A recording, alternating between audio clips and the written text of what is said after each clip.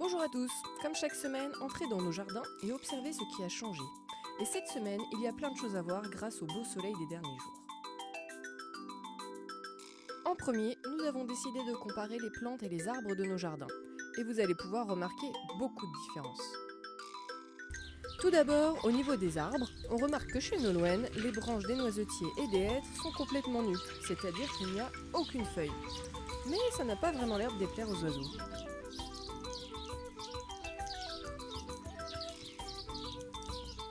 Alors que chez Caroline, presque tous les arbres ont déjà des petites feuilles, comme les noisetiers, mais aussi comme le cerisier qui en plus de toutes ses fleurs commence à avoir des petites feuilles. Et les érables sont déjà aussi bien verts. Après une semaine de beau temps, les choses ont bien avancé dans le jardin. Allons voir ce qui se passe au niveau du lilas. Les bourgeons du lilas ont grossi et se sont ouverts. Et à certains endroits, on peut deviner ce qu'il va se passer après. Et chez Caroline, le lilas a déjà beaucoup de feuilles et beaucoup de fleurs, et les fleurs sont déjà tellement sorties que l'on peut deviner leur future couleur.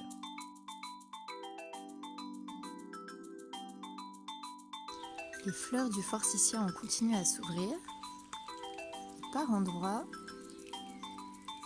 on voit les feuilles commencer à apparaître.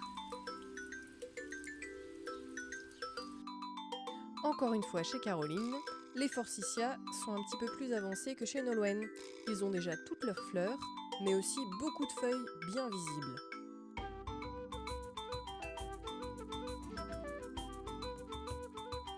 Et voici une dernière différence que l'on a bien observée. Chez Nolwenn, il y a des iris, et chez Caroline, ils ressemblent plutôt à ça. Des très belles fleurs. Sur la glycine, certains bourgeons commencent à s'allonger. Et les tulipes sont également sorties cette semaine. Tandis que chez Caroline, les plantes des haies forment des nouvelles feuilles vert clair et les petites fleurs blanches des arbustes sont aussi sorties. A votre avis, pourquoi y a-t-il autant de différences entre les plantes du jardin de Nolwenn et celles du jardin de Caroline ?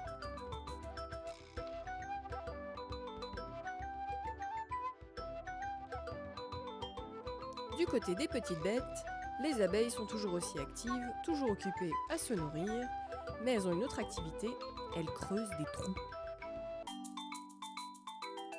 De leur côté, les gendarmes se mettent à l'escalade, et des petites bêtes ont fait leur apparition en très très grand nombre, ce sont les pucerons. Et ce pour le plus grand bonheur des coccinelles. C'est un vrai festin. Nous avons également observé beaucoup de fourmis, très très occupées à construire leur fourmilière. Et également un petit ver de terre qui passait par là. Enfin, nous avons fait une rencontre inattendue. Un petit animal qui se balade dans la pelouse et qui a une carapace verte et brillante. À votre avis, quel nom porte cet insecte ?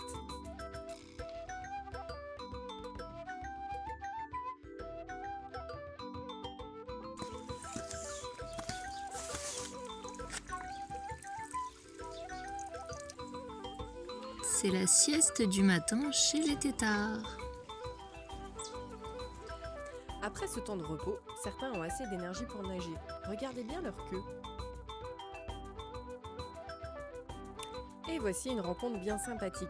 Un petit animal avec 4 pattes et une queue et qui nage très gracieusement. C'est lors de la parade nuptiale chez ce petit animal qui nage comme une sirène. Regardez, le bout de la queue du mâle s'agite. Il fait une danse hypnotique pour la femelle dont on voit la tête juste devant lui. A priori, il envoie des phéromones en agitant sa queue.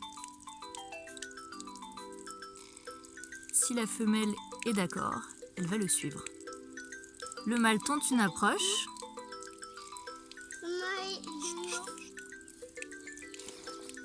La femelle n'a pas l'air convaincue. Je crois bien que le mâle a réussi. La femelle se dégage de son lieu de repos et commence à suivre le mâle. Et après tout cela, la sieste est bien méritée. À votre avis, quel est le nom de cet animal ? Cette semaine, Margot a bien profité du soleil et de la chaleur. Elle a même quitté sa haie. Le réveil est encore un peu dur, regardez-la se frotter la tête avec ses pattes.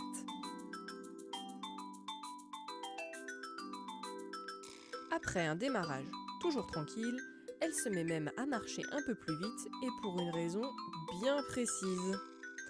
Ce qu'elle cherche, ce sont des feuilles de pissenlit pour pouvoir les manger, avoir plus d'énergie et pouvoir se balader dans tout le jardin.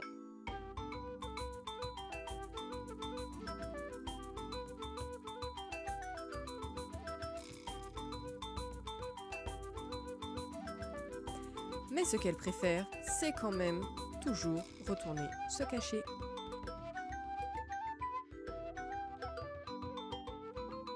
À votre avis, quelle est la nourriture préférée de Margot ?